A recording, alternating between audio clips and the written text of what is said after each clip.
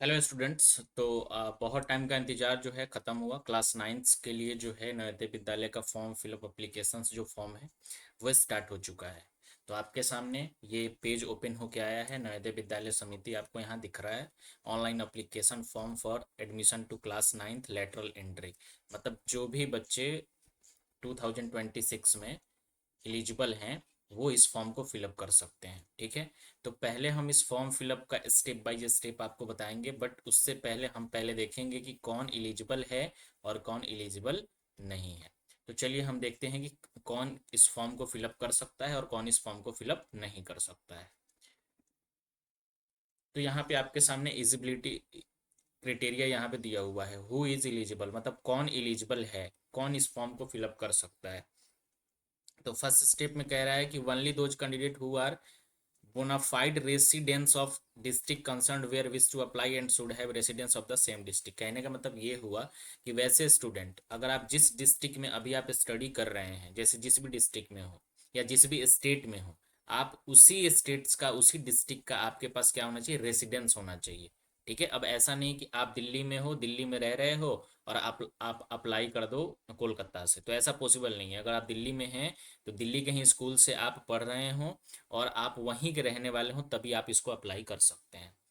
Second step कह रहा है कि only those candidate who are bona fide resident and starting class 8, मतलब जो क्लास 8 में स्टडी कर रहा है वही इस फॉर्म को फिलअप कर सकता है। ऐसा नहीं कि अगर आप क्लास 7th में हैं तो आप फॉर्म फिलअप कर दें, क्लास 9th में तो फॉर्म फिलअप कर दें, नहीं।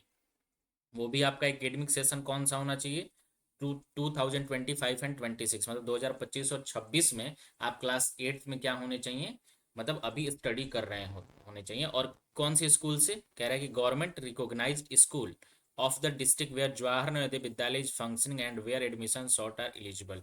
मतलब जिस जवाहर नवोदय विद्यालय के जिस स्टेट में आप ये फॉर्म फिलअप करना चाहते हैं उसी स्टेट के उसी डिस्ट्रिक्ट के किसी रिकॉग्नाइज्ड स्कूल से आपका स्टडी कंप्लीट होना चाहिए, तब आप एलिजिबल हो। थर्ड स्टेप कह रहा है कि district of residence and district of class 8 study should be same, मतलब कि जो आपका जो रेसिडेंस है, जिस डिस्ट्रिक्ट से बिलोंग करते हैं उसी डिस्ट्रिक्ट में वो क्लास 8 में आप स्टडी कर रहे हो, तभी आप इस फॉर्म को अप्लाई कर सकते हैं क्लास 9th के लिए। डेट ऑफ बर्थ क्या होना चाहिए, तो डेट ऑफ बर्थ जो होना चाहिए, वैसे 12 से 15 साल इसका एज होता है। अगर इस एज के आप अंडर में आते हैं तो आप इस फॉर्म को फिलअप कर सकते हैं।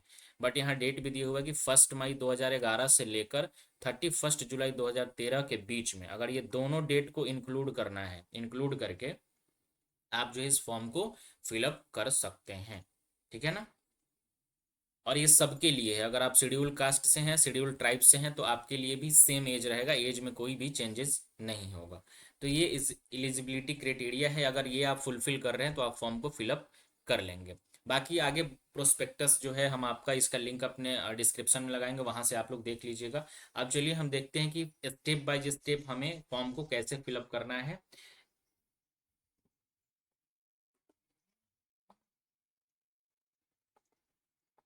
तो ये आपके सामने फॉर्म ओपन होके आ चुका है यहाँ पे। ठीक है ना। अब यहाँ से हम देखेंगे कि स्टेप बाय स्टेप इसका जो लिंक आपको डिस्क्रिप्शन में मिल जाएगा, आप वहाँ से डायरेक्टली इस पेज पे आ सकते हैं। ठीक है ना। तो चलिए हम आते हैं, यहाँ पे लिखा हुआ है कैंडिडेट कॉर्नर, ये आप देख रहे हैं ना, ये कैंडिडेट कॉर्नर। यहाँ पे जो फर्स्ट वाला है ना, click here to registration for class 9th lateral entry admission, आपको इस पे जो है क्लिक करना है। तो आप इस पे जैसे क्लिक करोगे तो आपके सामने ऐसा पेज ओपन होके आएगा। ठीक है ना। ऐसा पेज ओपन आएगा। अब यहाँ पे इंस्ट्रक्शन में आप पढ़ सकते हो कि कैंडिडेट हु आर, इंस्ट्रक्शन ये यहाँ पे देख लो, candidate who are studying class 8th in 2025 January to December session 2025-26, April 2025-2026 sessions में होना चाहिए। Only are eligible to for class 9th lateral entry selection test, वही एलिजिबल है जो 2025-26 में क्या है, मतलब क्लास 8th में स्टडी कर रहा है वही इसमें एलिजिबल है, बाकी कोई भी एलिजिबल नहीं है। ठीक है। चलिए अब जो फर्स्ट स्टेप आ रहा है वो आ रहा है कि आप किस राज्य में, मतलब फर्स्ट स्टेप ये आप यहाँ पे देख सकते हो। ये यहाँ पे बता रहा है सिलेक्ट द स्टेट, आप कहाँ से बिलोंग करते हो, तो आप कोई भी स्टेट चूज कर लीजिए। जैसे मैं यहाँ से चूज कर लेता हूँ, बिहार चूज कर लेता हूँ। ठीक है। अब यहाँ पे सेकंड वाला स्टेप कह रहा है कि select the district of class 8 study, 8वीं कक्षा के अध्ययन का किस जिला से आप हैं, बिहार के किस जिला से बिलोंग करते हैं, तो उसके लिए आप कोई भी जिला चूज कर लीजिए। जैसे कि मैं कर लेता हूँ यहाँ पे पटना। आपका पटना पटना पटना, ये रहा पटना। अब पटना हो गया, ठीक है ना। अब जो सेकंड कह रहा है कि डिस्ट्रिक्ट रेसिडेंस, निवास जिले का चयन करें, किस जिला में आप निवास करते हैं। तो सेम करना है, जिसमें आप अध्ययन कर रहे हैं, जिसमें आप स्टडी कर रहे हैं, उसी में आपको ये भी जिला भी करना है, तो वो भी आपको करना है सेम एज पटना। पटना किया, उसके बाद सेम हो गया। यहाँ पे लिखा भी हुआ है कि द डिस्ट्रिक्ट ऑफ क्लास 8, ये देखिए, residence should be same, same होना चाहिए, ठीक है ना, कोई भी चेंजेस नहीं इसमें होना चाहिए। अब आइए यहाँ पे उम्मीदवार का नाम, फर्स्ट ये उम्मीदवार का नाम, तो कोई भी नाम आप लिख लीजिए, जैसे मैं कोई नाम लिख लेता हूँ शिवम, ठीक है ना। उसके बाद आपको नेक्स्ट स्टेप पे आना है मोबाइल नंबर, तो आप कोई भी मोबाइल नंबर दे दीजिए अपना, जिस पे ओटीपी आता हो।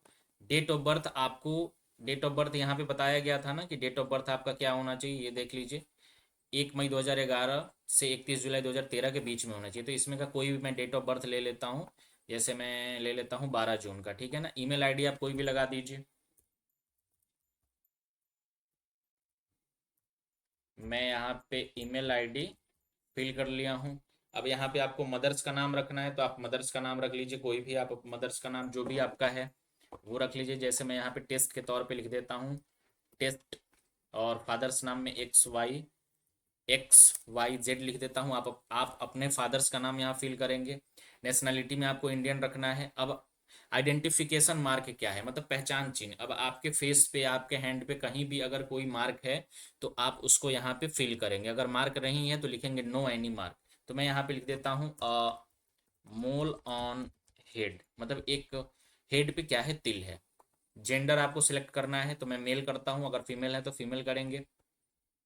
कौन सी कैटेगरी से आप बिलोंग करते हैं, मैं जनरल करता हूँ। अगर आप जिस कैटेगरी से हैं उस कैटेगरी से आपको बिलोंग करना है। अगर आप एससी से हैं तो एससी करना है, एसटी से हैं तो एससी करना है।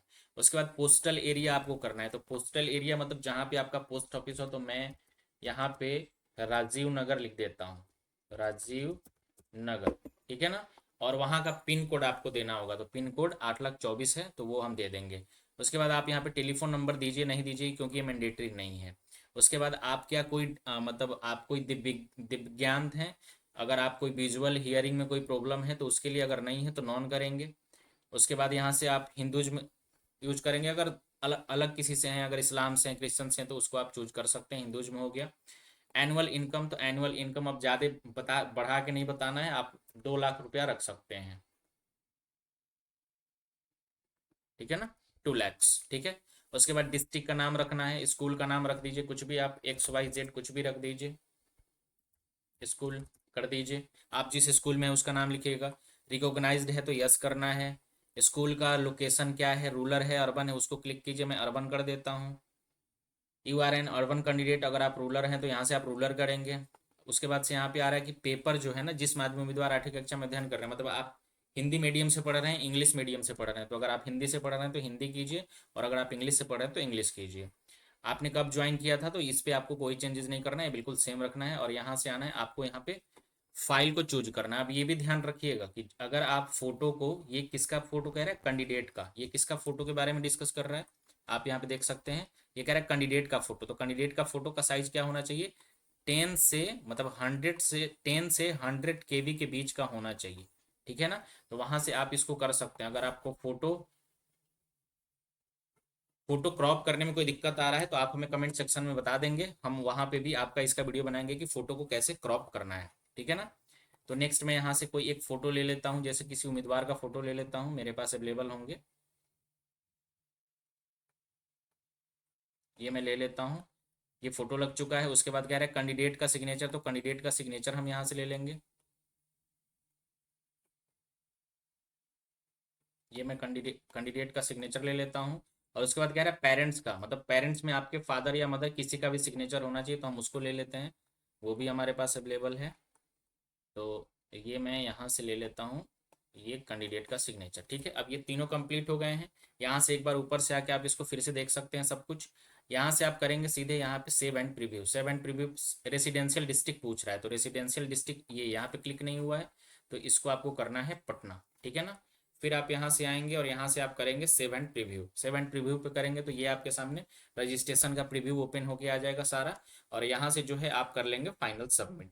फाइनल सबमिट जैसे आप करेंगे, कोई भी चेंजेस यहाँ पे नहीं हो सकते, no changes in particular will be permitted after final submission, मतलब कोई भी चेंजेस नहीं होगा अगर आप कर रहे हैं, तो अगर यहाँ पे आप फाइनल सबमिट कर रहे हैं तो आपका फॉर्म जो है सबमिट हो जाएगा। अगर आपको कोई एडिट करना है तो आप एडिट पे क्लिक करके और यहाँ पे जो भी आपको एडिट करना है वो आप एडिट कर सकते हैं, अगर कोई मिस्टेक हुआ तो। ठीक है ना? तो आप इस फॉर्म को जो है बिल्कुल सही से और बिल्कुल ध्यान से फॉर्म फिलअप कीजिएगा। ठीक है ना? अगर आप खुद से फॉर्म फिलअप करना चाहते हैं तो सही, नहीं तो अगर घर में आपके कोई लैपटॉप डेस्कटॉप यूज करता है तो उनकी आप हेल्प ले सकते हैं, नहीं तो आप अपने किसी भी नियर बाई कैफे में जाके भी हेल्प ले सकते हैं।